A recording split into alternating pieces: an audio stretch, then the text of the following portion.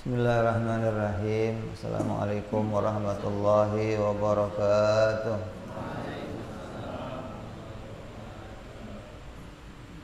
Alhamdulillah, wassalatu wassalamu ala rasulillah Sayyidina wa habibina wa syafi'ina wa maulana Muhammadin ibn Abdullah wa ala alihi wa sahbihi wa man walah. Wa la hawla wa la quwata illa billah. Amma ba'du, segala puja-puji kita haturkan kepada Allah, Tuhan semesta alam, yang mana hingga hari ini kita masih diberikan oleh Allah karunia iman, karunia Islam, wabil khusus diberikan Allah kesehatan untuk kesempatan bisa terus meramaikan malam-malam Ramadan. Kita isi dengan tarawih, kita isi dengan tadarus Al-Quran, kita isi dengan taklim, muta'alim. Mudah-mudahan apa yang menjadi amal kita diterima oleh Allah Subhanahu wa ta'ala. Dikatakan dalam hadisnya Nabi sallallahu alaihi wasallam, ketika akhir Ramadan, para malaikat, semua penduduk langit, penduduk bumi bersedih. Mereka bersedih melihat nasibnya umat Nabi Muhammad sallallahu alaihi wasallam, yang mana ketika akan perginya Ramadan mereka tidak bisa mendapatkan kemuliaan apa-apa dari Ramadan. Padahal Ramadan menjadi waktu-waktu yang penuh dengan anugerah, waktu-waktu yang penuh dengan kebaikan, di mana setiap doa-doanya dikabulkan, di mana setiap permintaannya akan diterima oleh Allah. Tiap dosa-dosanya yang minta ampun akan diampuni oleh Allah Subhanahu wa ta'ala. Maka siapa yang gak bisa mendapatkan anugerah ini, maka dia adalah orang-orang yang dijauhkan oleh Allah dari rahmatnya Allah. Maka mudah-mudahan kita mendapat bagian dari orang-orang yang dirahmati oleh Allah Subhanahu wa ta'ala. Amin ya rabbal alamin. Malam ini kita sekalian penutupan kajian pasaran Ramadan kitab Kifayatul Awam dan kitab Minhajul Qawim yang alhamdulillah sudah selesai, tinggal ditambah bab zakat, tapi pembawaannya kurang semangat kayaknya. Kita lanjutkan nanti insyaallah ba'dal Id insyaallah. Maka yang sudah kita baca dari awal adalah kitab Kifayatul Awam, yaitu kitab yang isinya bicara tentang kewajiban bagi orang awam untuk mengenal kepada Allah Subhanahu wa ta'ala beserta dengan dalil-dalilnya yang sangat ringkas, yang sangat ringan, yang sangat mudah. Maka kitab ini setiap tahun kita baca sebagai kelanjutan, sebagai penerus apa yang telah dibiasakan oleh guru-guru kita, khususnya almarhum Al-Habib Abdullah bin Muhsin Al-Attas. Mudah-mudahan Allah luaskan kuburnya, Allah angkat derajatnya, Allah jadikan beliau sebagai orang-orang yang dikekasihnya Allah Subhanahu wa ta'ala. Amin ya rabbal alamin. Dan kita sebagai penerusnya melanjutkan apa yang jadi tradisi beliau, selalu membaca kitab-kitab ini agar senantiasa mengingatkan kita kepada pentingnya akidah di dalam agama, pentingnya punya prinsip-prinsip di dalam agama, agar iman kita keluar dari diperselisihkan, agar iman kita menjadi iman yang diakui sahnya dunia sampai akhirat. Kita khawatir kalau kita nggak ngaji kitab tauhid, nggak kenal akidah, iman kita diperselisihkan. Walaupun ada ulama yang mengatakan sah imannya orang taklid, tapi ada ulama pula yang mengatakan tidak sah imannya orang yang taklid.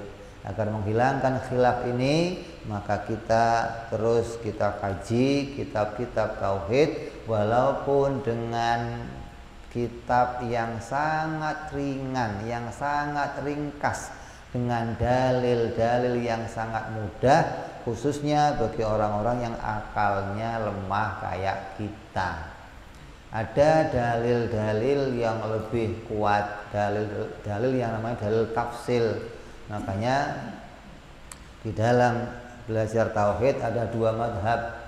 Ada madhab mumkinat dan ada madhab hadisat. Kalau madhab mumkinat adalah orang-orang yang pemikirannya lebih tajam dari kita. Artinya ketika untuk mengurai dalil-dalil tentang Allah, dia punya dalil-dalil yang lebih kuat, lebih terperinci. Mengenal Allah murni dengan akalnya yang tajam. Tapi kita karena akal kita terbatas, kita mengenal Allah cukup dengan hadis, dengan dalil hadisat, dengan dalilnya perkara yang baru yang diciptakan oleh Allah Subhanahu wa ta'ala. Dalil yang sangat mudah. Maka siapa yang mengatakan ini hal yang berat, ini hal yang susah, itu hanya karena malasnya saja untuk ngaji ilmu tauhid, hanya karena tidak maunya saja untuk duduk di majelis taklim. Kalau kita mau tunjukkan siapa orangnya yang nggak ngerti gerak sama diam, ada nggak? Ada nggak orang yang nggak ngerti kalau ini gerak? Ini ada yang nggak ngerti? Ada nggak yang nggak ngerti? Ada. Siapa? Nah, kalau kamu masih waras, pasti kamu ngerti ini gerak. Ini setiap yang gerak dan diam namanya perkara yang berubah. Tadinya diam terus berarti apa? Berubah. Tadinya kecil terus gede, jadinya apa? Tadinya di barat terus di timur, jadinya apa? Setiap yang berubah pasti baru. Baru itu tadinya nggak ada terus jadi. Setiap yang baru pasti diciptakan. Ini kan hal yang mudah. Siapa yang ngomong ini sulit? Siapa yang ngomong ini berat, mikir begitu? Lah mau mikir gerak sama diam kok sulit? Lah mau mikirnya apa? Hah? Lebih sulit mikir negara, lebih sulit mikir politik. Ente politik aja ente pikirin, hah? Atau urusan duit 350 triliun kamu ngerti ceritanya? Padahal lebih sulit dipikirin itu, gerak diam yang gampang malah nggak di. Nah, ini ngaji yang sangat mudah dan akan bisa diterima oleh semua lapisan manusia yang berakal. Jadi kalau ada orang mengatakan ini pelajaran yang sulit, pasti hanya karena dia malas berpikir. Pasti hanya karena dia malas duduk di majelis taklim. Kalau dia mau berpikir sedikit saja, dia mau duduk di majelis taklim sebentar saja, dia akan paham tentang dalil-dalil sifat Allah Subhanahu wa ta'ala. Akan paham dalil-dalil tentang sifat-sifat para rasul alaihi wassalatu wassalam. Jadi kalau ada orang yang memperselisihkan bahwa orang taklid itu imannya sah, maka orang yang taklid imannya sah ada syaratnya. Apa syaratnya? Tidak ada keraguan sampai mati.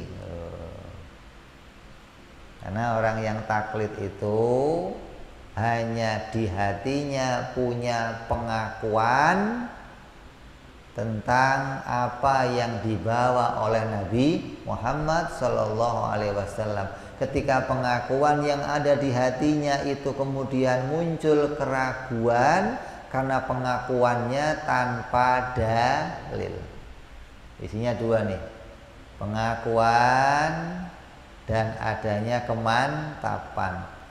Kalau ditambahin satu dengan dalil sempurna, mantap di hatinya, mengakui di hatinya, disertai dengan dalil, maka sempurna imannya. Tapi kalau cuma dua, hatinya mantap dan mengakui, maka akan ada syaratnya apa? Tidak sampai muncul keraguan sampai mati. Kalau muncul sedikit keraguan, gugur imannya, gugur keyakinannya, gugur kepercayaannya kepada apa yang dibawa Nabi Muhammad SAW. Lah di zaman sekarang kamu mau cari tempat di mana yang kira-kira aman, yang enggak lagi membuat kamu ragu. Kamu tinggalnya di Hadramut sana harusnya, tempat yang aman, yang enggak ada orang lagi, artinya sebuah komunitas yang terjaga betul-betul. Nah kita di luar negeri-negeri itu sudah bercampur dengan berbagai macam keadaan. Di samping kita ada Syiah, sampingnya lagi ada Mu'tazilah, ada Khusyiyah, ada Musjassimah, ada Musyabbihah, kumpul bersama di satu lingkungan. Kalau anak-anak kita nggak dibekali dengan iman yang kuat, maka akan mudah mereka mengalami keraguan. Maka kitab inilah solusi untuk bisa mencegah gugurnya iman kita dari keraguan-raguan. Maka kita baca setiap tahun dan kita berharap kita mendapat keberkahan dari kitab ini, mendapat pertolongan dari Allah Subhanahu wa taala, dikuatkan iman kita, dikuatkan akidah kita, dan puncaknya dimudahkan kita mengucapkan la ilaha illallah pada akhir hayat kita nanti. Amin ya rabbal. Maka kitab ini tinggal dibaca satu bab lagi, yaitu khatimah, tentang wajibnya kita mengetahui nasabnya Nabi Muhammad Sallallahu Alaihi Wasallam dari arah abahnya dan dari arah ibundanya. Kemarin sudah kita baca tentang penjelasan iman dan Islam. Apa itu iman? Apa itu Islam? Sudah kita jelaskan secara terperinci. Kemudian khatimah, kita diajak oleh Imam Muhammad Al-Fudhali untuk mengenal kepada nasabnya baginda kita Nabi Muhammad Sallallahu Alaihi Wasallam.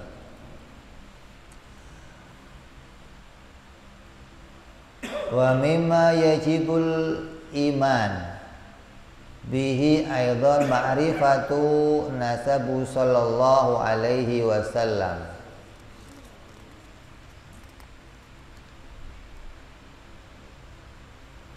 Min jihati abihi wa min jihati ummihi, dari arah abahnya dan dari arah ibundanya. Untuk apa? Agar kamu tidak dipengaruhi oleh kelompok-kelompok orang yang mengatakan orang tua Nabi di dalam neraka. Hati-hati nih, di sekitar kamu muncul kelompok-kelompok yang kemudian mengatakan orang tua Nabi ada di dalam neraka. Maka kamu harus mengimani ini agar kamu meyakini bahwa orang tua Nabi semuanya di dalam surga. Kenapa?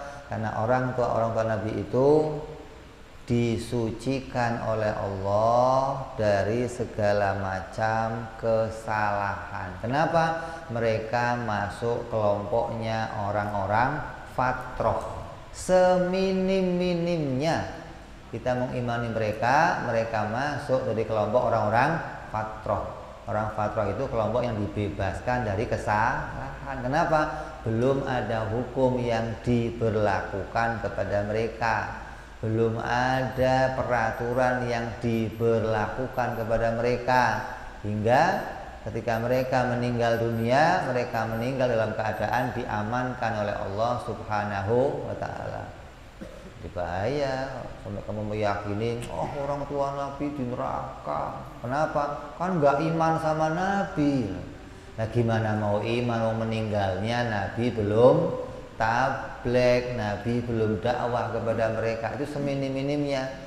Tapi bagi orang yang akalnya sehat, akidahnya kuat, kita bisa menerima hadis yang walaupun hadis itu dikatakan dhaif, tapi bagi akal kita hadis itu perkara yang jaiz bagi Allah Subhanahu wa taala. Apa itu? Nabi meminta kepada Allah untuk menghidupkan kembali kedua orang tuanya.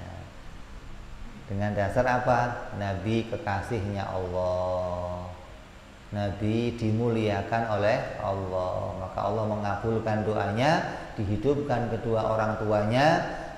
Beliau berdua bersyahadat kepada Nabi, lalu dimatikan kembali dengan kematian yang husnul khatimah, dan surganya akan bersama Nabi Muhammad Sallallahu Alaihi Wasallam. Itu iman yang harus kita punya.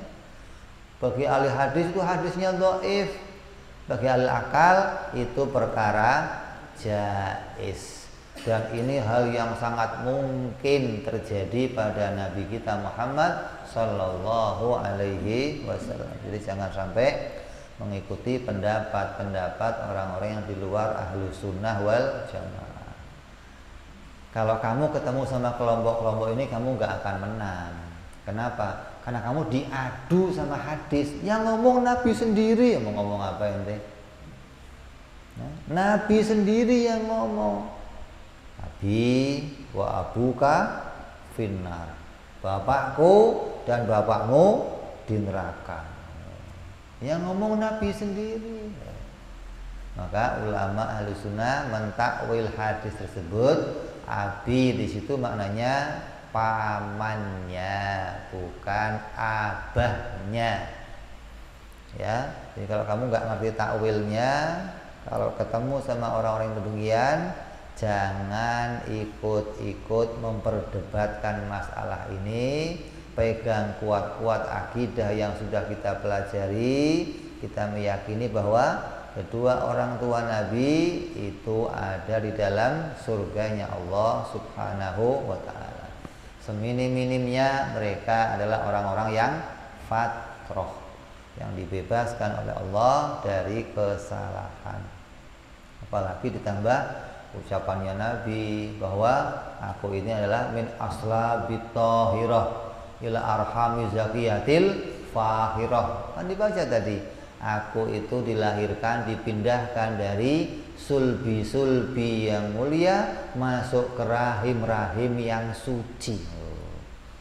Sulbi itu siapa? Bapak-bapaknya, kakek-kakeknya. Rahim siapa? Ibu-ibundanya, nenek-neneknya, semuanya. Dari satu sulbi masuk ke rahim, dilahirkan, masuk ke sulbi lagi, masuk ke rahim, lahir lagi ke sulbi, masuk ke rahim, dijaga oleh Allah, semuanya disucikan. Karena nggak akan ada orang yang melahirkan para nabi dalam keadaan kafir. Begitu pula mengimani abahnya Nabi Ibrahim alaihissalam. Apalagi abah Nabi Ibrahim, Quran langsung yang nyebutin. Gimana kalau kamu nggak ngerti akidah ini, akan ikut pendapat orang mengatakan bapaknya Nabi Ibrahim kafir. Nah terus Nabi ngomong nggak bener dong kalau dikatakan bahwa Nabi dipindahkan dari rahim-rahim, dari sulbi yang mulia ke rahim-rahim yang suci. Nabi Ibrahim juga demikian. Bapaknya adalah bukan Azar tapi Taroh. Jadi ada dua nama tuh, ada Azar, ada Taroh. Anda mengatakan ini satu orang, tapi kita mengatakan itu dua orang. Yang satu Azar adalah pamannya, yang satu Taroh adalah abahnya. Begitupun dengan nabi-nabi yang lainnya, semuanya juga demikian, dilahirkan oleh Allah dari sulbi-sulbi yang mulia dan rahim-rahim yang suci. Mereka kekasih Allah, mereka hamba yang dimuliakan oleh Allah, dijaga oleh Allah dari kekotoran, dari kerusakan. Ini yang harus kita imani. Ya. Terus wa amma nasabuhu sallallahu alaihi wasallam min jihati abihi Adapun nasabnya Nabi, keturunan Nabi dari arah abahnya, yang pertama adalah Nabi Muhammad SAW, abahnya namanya Abdullah. Ini anak-anak kita harus tahu. Bahkan sama Habib Rizik dinyanyiin ya. Abdullah nama bapaknya, Aminah ibundanya. Ada lagunya. Itu kalau sampai anak-anak kita sampai nggak tahu juga, kebangetan ente. Bapaknya ente kebangetan. Kenapa? Ini kewajiban orang tua.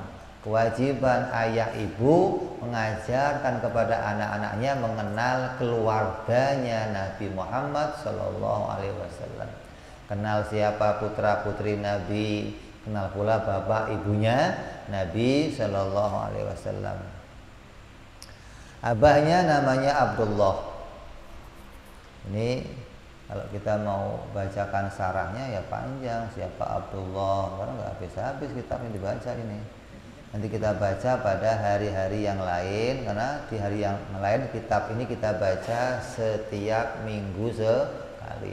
Ini pas khataman, pas pasaran, kita hanya sebutkan nama-namanya saja biar kita tahu satu persatunya. Nanti untuk penjelasannya di hari yang lain. Sayyid Abdullah, abahnya lagi namanya Abdul Muttalib. Ini Abdullah bin Abdul Muttalib. Abdul Muttalib itu nama julukan, nama aslinya adalah Syaibatul Hamdi bin Hashim. Abdul Muttalib ini bin Hashim. Hashim itu juga disebut namanya adalah Umar. Ada yang mengatakan Amr, ada yang mengatakan Umar. Kemudian Hashim abahnya lagi namanya Abdul Manaf. Abdul Manaf itu juga nama julukan, nama aslinya adalah Mughirah. Ini adalah merupakan kakek-kakeknya Nabi Muhammad Sallallahu Alaihi Wasallam. Mughirah bapaknya lagi namanya Qusay. Bidhammi wa fatihah ismuhu Zaid, nama aslinya adalah Zaid. Wakila Yazid.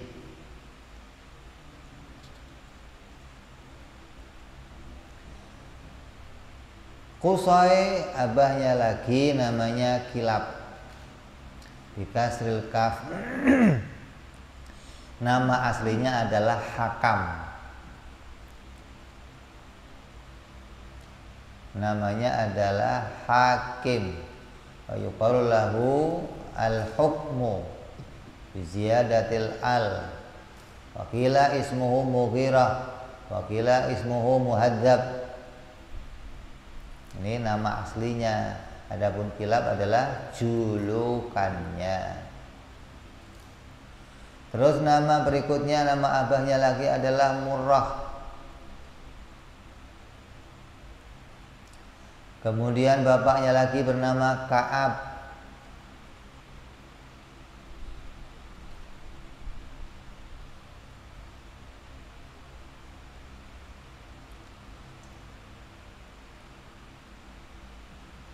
Kemudian nama abahnya lagi bernama Lu'ay.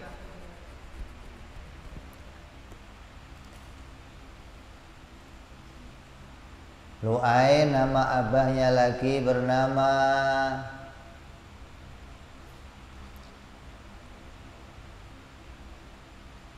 Ghalib.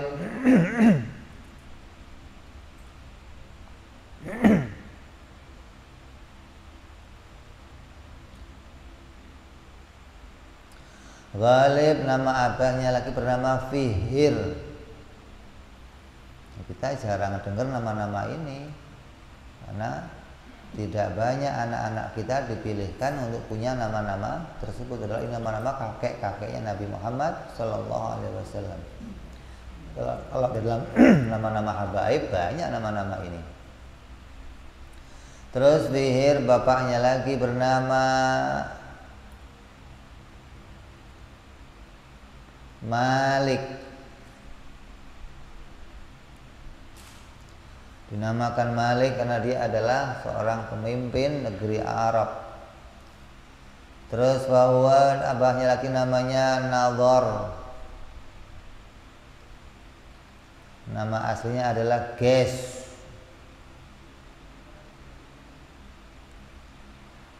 Kemudian abahnya lagi bernama Kinanah.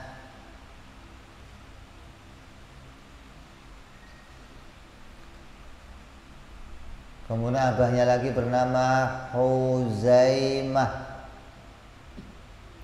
Abahnya lagi bernama Mudrikah. Nama aslinya adalah Umar al-Sahih. Abahnya lagi bernama Ilyas. Abahnya lagi bernama Mudhar.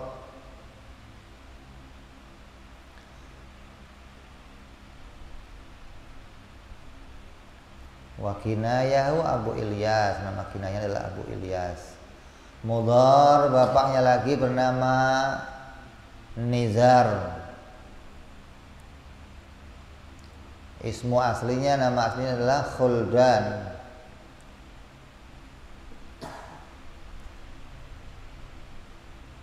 Dikatakan dengan Nadhar dalam riwayat bahwa beliau adalah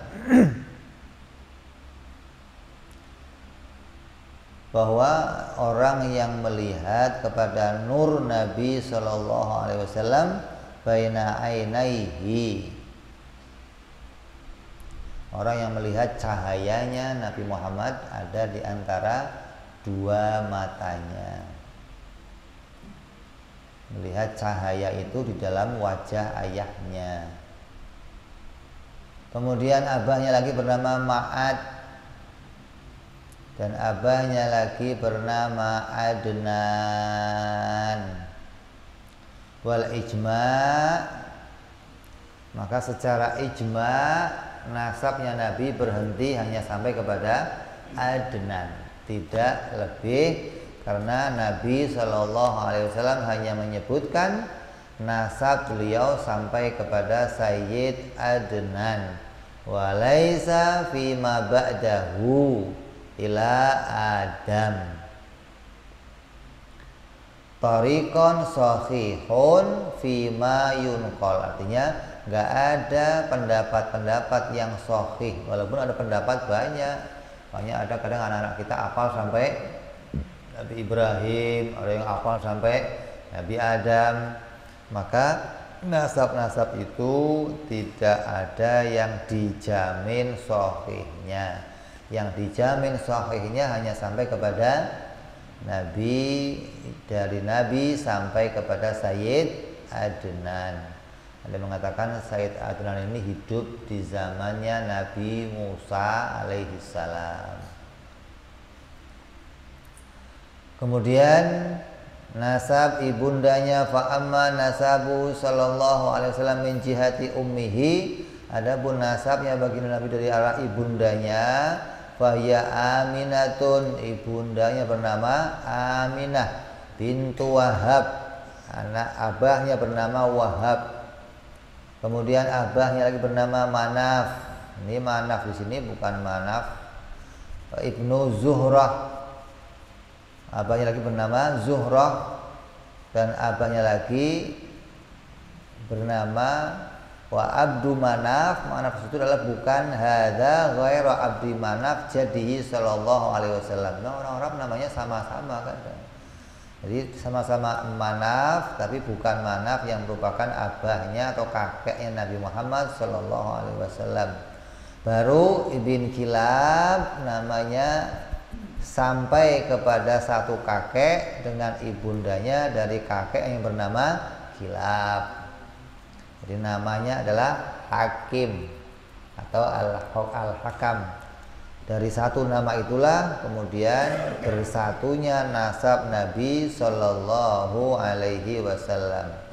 Ahadi ajdadihi Sallallahu Alaihi Wasallam fatajtami'u ma'ahu Sallallahu Alaihi Wasallam ummuhu fi jaddihi Kilab. Maka menjadi satu nasabnya Nabi dari arah abah dan ibunya dari satu rumpun, yaitu dari kakeknya bernama Kilab. Wa yajibu ayyu'lama annahu sallallahu alaihi wasallam, yang akhir kita wajib mengerti pula tentang fisiknya Nabi Muhammad sallallahu alaihi wasallam. Gimana sih parasnya Nabi, gimana tubuhnya Nabi, bagaimana keindahan diri Nabi, kamu harus tahu. Makanya ada kitab namanya Syama'il Rasul, Syama'il Muhammadiyah, yang menceritakan sifat-sifatnya Nabi Muhammad. Bagaimana cara duduknya, cara jalannya, bagaimana senyumnya Nabi. Ini kamu harus tahu pula. Nabi nggak pernah kalau ketawa, nggak pernah kalau ketawa senyum. Kalau sudah giginya kelihatan, berarti hal itu terlalu sangat menggelikan. Kalau kita kan kalau menggelikan bukan senyum, ngakak kalau kita. Maka dengan tahu semua sifat-sifatnya Nabi, itu akan jadi contoh tauladan untuk kita. Bagaimana sikapnya Nabi, bagaimana duduknya Nabi, bagaimana jalannya Nabi, hingga sahabat-sahabat beliau menjadi orang-orang yang mencerminkan pribadi-pribadinya Nabi. Seperti dikatakan sahabat Abu Bakar itu kalau naik kuda, naik onta, cara naiknya dari mulai mana gerakannya sama dengan Nabi SAW. Kenapa? Karena tiap hari merhatiin Nabi terus, hingga cara-cara itu ditiru oleh beliau, hingga menjadi cerminan. Kalau ada orang kok lihat beliau naik onta, akan ingat Nabi sama dengan caranya Nabi. Ini bentuk karena saking mengenalnya dengan sifat-sifat pribadinya atau sifat-sifat fisiknya Nabi Muhammad Sallallahu Alaihi Wasallam. Yang harus diketahui diantaranya adalah bahwa abyadun, Nabi itu adalah orang yang kulitnya putih, musyarrabun bil humra, yang bercampur dengan kemerah-merahan, alama qalahu ba'dhum, atas apa yang menjadi pendapatnya sebagian ulama. Dadahnya bidang tegak, dikatakan alfiyul anfi, mimiyul fami, nuniyul fa'aba, alfiyul anfi. Hidungnya kayak alif mancung, janggutnya kayak huruf nun, bunder, mulutnya bagus. Kalau kita kan nggak lempeng doang, nggak ada bentuk-bentuknya, tapi terbentuk rapi, indah. Hingga orang yang menceritakan wajahnya Nabi, menceritakan tubuhnya Nabi, itu kalau kita bisa membayangkannya, kita akan melihat betapa gagahnya beliau, betapa indahnya wajah beliau. Dengan ini kita akan punya keinginan, kapan saya bisa melihat wajah yang mulia ini, bisa ngimpi ketemu Nabi Shallallahu Alaihi Wasallam. Kalau nggak pernah tahu cerita ini, nggak pernah mau belajar ini, nggak akan ada hasrat untuk mimpi ketemu dengan Nabi Shallallahu Alaihi Wasallam. Dan nanti kalau kamu kok dijumpai sama Nabi bingung, ini Nabi bukan ya, Nabi bukan ya. Makanya orang itu harus punya harapan agar dirinya bisa diimpikan bertemu dengan Nabi Muhammad Shallallahu Alaihi Wasallam. Karena orang yang mimpi ketemu Nabi itu nggak akan pernah salah, pasti itu betul-betul Nabi Muhammad Shallallahu Alaihi Wasallam. Setan nggak akan bisa menyerupai Nabi Muhammad Shallallahu Alaihi Wasallam. Maka kalau kamu kok sampai berjumpa dalam mimpi, berjumpa melihat Nabi, itu betul-betul Nabi kita Muhammad Shallallahu Alaihi Wasallam. Makanya ada orang dulu minta nasihat kiai, Pak Kiai saya pengen ketemu Nabi, pengen ngimpi ketemu, caranya gimana? Apa? Dikasih caranya apa? Ente nanti kalau mau tidur makan ikan asin yang banyak. Tuh, ini beli ikan asin tuh, makan yang banyak. Oh, kok gampang ya? Iya sudah, pokok itu aja. Namanya kalau kamu nanya sama saya, nurut sama saya, ini resep. Oh ya udah, pulang dia beli panasin, bawa pulang makan. Begitu habis makan, kata Kiai pokoknya setelah makan tidur, jangan pakai minum. Udah nggak usah sono sini, makan habis tidur. Begitu dia laksanakan tidur, bangun tidur, nggak ngimpi apa-apa, nggak ngimpi ketemu Nabi. Bangun tidur dia marah, nyamperin kiainya lagi, Pak Kiai gimana, saya sudah modal banyak, beli ikan, beli ini, ngimpinya cuma berenang di kali Pak Kiai, nggak ketemu Nabi, nggak ketemu apa. Kata Kiai, lah kamu kok ngimpi berenang di kali ngapain? Lah waktu mau tidur saya ngarap-ngarap mau aus Pak Kiai, makan ikan asin nggak minum kan aus. Begitu tidur ngimpinya berenang di kali, minum air, kali minum air. Kata kiainya, Pak, lah itu kalau kamu mau tidur ngangen-ngangen air, nanti ngimpinya ya ketemu air. Kalau mau tidur ngangen-ngangen wajahnya Nabi, fisiknya Nabi, bagaimana rupanya Nabi, nanti ngimpinya ketemu Nabi. Loh, ente mau tidurnya aja nggak pernah bayangin Nabi, gimana mau ngimpi? Jadi resepnya hanya itu. Kalau kamu kenal, terus kamu bayangkan ketika mau tidur, kamu angan-angan mau tidur, nanti akan ada jalan ngimpi ketemu Nabi Muhammad Sallallahu Alaihi Wasallam. Ini yang wajib pula kita ketahui. Jangan sampai nggak tahu. Nabi itu tinggi ya enggak, orangnya pendek juga enggak. Artinya apa namanya? Proporsional apa? Nah, begitu dah pokoknya dah. Bukan proposal, bukan, mau taunya proposal aja pokoknya. Ya, jadi itu keadaan yang wajib pula kita ketahui. Setelah kita tahu semua sifat-sifat Nabi, maka wajib pula tahu sifat fisiknya Nabi Muhammad Sallallahu Alaihi Wasallam. Wahada, maka ini adalah akhiru ma yasarahullahu bihi min fadlih. Ini adalah akhir dari apa yang telah dimudahkan oleh Allah dari keutamaannya. Kitab ini selesai ditulis hasil dari dimudahkan oleh Allah karena anugerahnya Allah Subhanahu wa ta'ala. Wa sallallahu ala sayyidina Muhammadin wa ala alihi wa sahbihi, dan salawat serta salam senantiasa tercurahkan untuk baginda kita Nabi Muhammad sallallahu alaihi wasallam. Begitupun kepada keluarga beliau, kepada sahabat-sahabat beliau, wa ala ahli baitihi, dan juga kepada keluarga dekatnya Nabi Muhammad sallallahu alaihi wasallam. Kullama dzakarahu dzakirun, sebanyak adanya orang yang mengingatnya. Sholawat senantiasa tercurahkan setiap kali ingat kepadanya. Wa ghafala an dzikril ghafilun, dan mengingatnya orang-orang yang lalai darinya. Ini sholawat yang lengkap nih. Sholawat yang mudah-mudahan senantiasa tercurahkan untuk Nabi selama sebanyak hitungannya orang-orang yang ingat kepada Nabi, dan sebanyak hitungannya orang-orang yang lupa kepada Nabi. Dia yang lupa ya dihitung.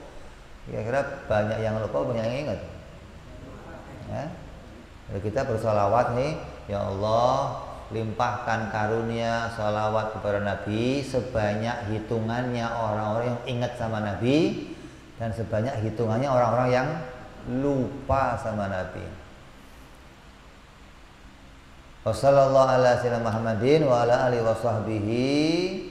Kullama dzakarahu dzakirun wa ghafala an dzikrihil ghafilun, walhamdulillahi rabbil alamin. Ya Rabbana tarabna fi anana tarabna wa annana أسرافنا على لظى أشرافنا فتب علينا توبة تغسل كل حوبة واستر لنا عوراتي وآمن رواتي واغفر لوالدينا ربي ومولودينا والأهل والإخوان وسائر الحلان وكل ذي محبة أو جيرة أو صحبة والمسلمين أجمع آمين ربي اسمع فضلا وجودا منا لا باكتساب